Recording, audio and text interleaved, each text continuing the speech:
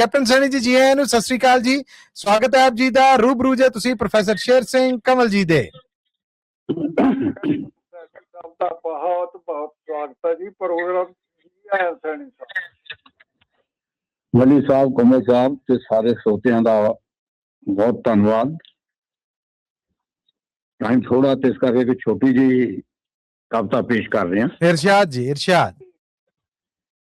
ਵਲੀ ਸਾਹਿਬ, ਕੌੜਾ ਸੱਚ। ਆਹਾ ਆਹਾ।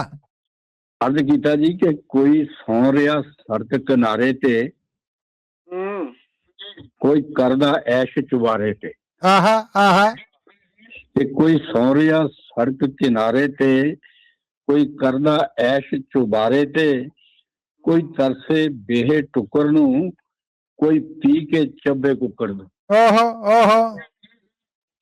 ਤੇ ਕੋਈ ਤਰਸੇ ਬੇਹੇ ਟੁੱਕਰ ਨੂੰ, ਕੋਈ ਪੀ ਕੇ ਚੱਬੇ ਕੁੱਕੜ ਨੂੰ। ਕਿਤੇ ਭੁੱਖੇ ਨਿਆਣੇ ਸੁੱਤੇ ਨੇ, ਕਿਤੇ ਦੁੱਧ ਪੀਣ ਨੂੰ ਕੁੱਤੇ। ਓਹੋ ਓਹੋ, ਵਾਹ ਬਈ ਵਾਹ, ਵਾਹ ਬਈ ਵਾਹ। ਕਿਤੇ ਭੁੱਖੇ ਨਿਆਣੇ ਸੁੱਤੇ ਨੇ, ਕਿਤੇ ਦੁੱਧ ਪੀਣ ਨੂੰ ਕੁੱਤੇ ਨੇ। ਕਿਤੇ ਨੰਗਾ ਕੰਬੇ ਰਾਹਾਂ ਤੇ, ਕਿਸੇ ਟੰਗੇ ਕੋਟ ਨੇ ਬਾਹਾਂ ਤੇ। ਵਾਹ।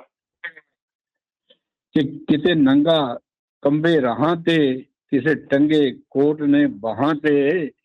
ਇੱਥੇ ਕੀ ਕਾਰੇ ਹੁੰਦੇ ਨੇ, ਰਿਸ਼ਵਤ ਨਾਲ ਗੁਜ਼ਾਰੇ ਹੁੰਦੇ। ਵਾਹ ਜੀ ਵਾਹ, ਵਾਹ ਜੀ ਵਾਹ। ਕਿ ਇੱਥੇ ਕੀ ਕਾਰੇ ਹੁੰਦੇ ਨੇ, ਰਿਸ਼ਵਤ ਨਾਲ ਗੁਜ਼ਾਰੇ ਹੁੰਦੇ ਨੇ। ਕਦੀ ਬੰਦਾ ਬਣ ਕੇ ਆ ਰੱਬਾ, ਅਰਜ਼ ਕਰਦਾ ਰੱਬ ਨੂੰ ਕਿ ਕਦੀ ਬੰਦਾ ਬਣ ਕੇ ਆ ਰੱਬਾ, ਤੈਨੂੰ ਦੁੱਖ ਸੁਣਾਉਣਾ ਚਾਹੁੰਦੇ ਹਾਂ। ਇਸ ਗੱਲ ਦੀ ਖਾਤਰ ਅਮਰ ਤੈਨੂੰ ਅਸੀਂ ਹੇਠਾਂ ਬੁਲਾਉਣਾ ਚਾਹੁੰਦੇ ਹਾਂ, ਅਸੀਂ ਹੇਠਾਂ ਬੁਲਾਉਣਾ ਚਾਹੁੰਦੇ। ਥੈਂਕ ਯੂ ਜੀ। ਵਾਹ ਜੀ ਵਾਹ, ਵਾਹ ਜੀ ਵਾਹ, ਕੀ ਬਾਤ ਹੈ ਕੈਪਟਨ ਸੈਣੀ ਜੀ, ਕੀ ਕਹਿਣੇ। ਬਹੁਤ ਮਿਹਰਬਾਨੀ। ਥੈਂਕ ਯੂ ਜੀ ਮਲੀ ਸਾਹਿਬ। ਧੰਨਵਾਦ ਜੀ ਤੁਹਾਡਾ, ਧੰਨਵਾਦ ਤੁਹਾਡਾ। ਜੇ ਕੁਛ ਹੋਰ ਸੁਣਨਾ ਚਾਹੋ ਤੇ ਆਜ਼ਾਦੀ ਤੁਹਾਨੂੰ, ਤੁਸੀਂ ਲੰਮਾ ਹੋਲਡ ਰੱਖਿਆ। ਬਹੁਤ ਮਿਹਰਬਾਨੀ। ਥੈਂਕ ਯੂ ਜੀ। ਹੋਰ ਹੈ ਬਹੁਤ ਕੁਝ, ਅਗਲੇ ਵਾਰ ਸਹੀ। ਚਲੋ, ਧੰਨਵਾਦ ਤੁਹਾਡਾ, ਬਹੁਤ ਧੰਨਵਾਦ ਤੁਹਾਡਾ। ਥੈਂਕ ਯੂ ਕੈਪਟਨ ਸੈਣੀ ਜੀ। ਗੁਰਮੇਲ ਕਾਲੂ ਹੁਣਾਂ ਵੱਲੋਂ ਫਿਰ ਤੁਹਾਡੇ ਵਾਸਤੇ ਮੈਸੇਜ ਆਇਆ ਜੀ, ਔਰ ਮੋਹਨ ਲਾਲ ਜੀ ਕਹਿ ਰਹੇ ਨੇ ਵੈਰੀ ਨਾਈਸ। ਬਹੁਤ ਬਹੁਤ ਮਿਹਰਬਾਨੀ ਮੋਹਨ ਸਾਹਿਬ ਦੀ, ਕਾਲੂ ਸਾਹਿਬ ਜੀ। ਮੈਂ ਬਹੁਤ ਖੁਸ਼ ਹਾਂ। ਵਾਹਿਗੁਰੂ ਇਹਨਾਂ ਨੂੰ ਚੜ੍ਹਦੀ ਕਲਾ ਬਖਸ਼ੇ। ਇਸੇ ਤਰ੍ਹਾਂ ਰੰਗੀਨ ਮਹਿਫਲ ਨੂੰ ਦੇ ਵਿੱਚ ਫੁੱਲ ਖਿਲਦੇ ਰਹਿਣ ਤੇ ਇਹਨਾਂ ਦੀ ਖੁਸ਼ਬੂ ਜਿਹੜੀ ਹੈ ਚਾਰੇ ਤਰਫ ਫੈਲਦੀ ਰਹੇ।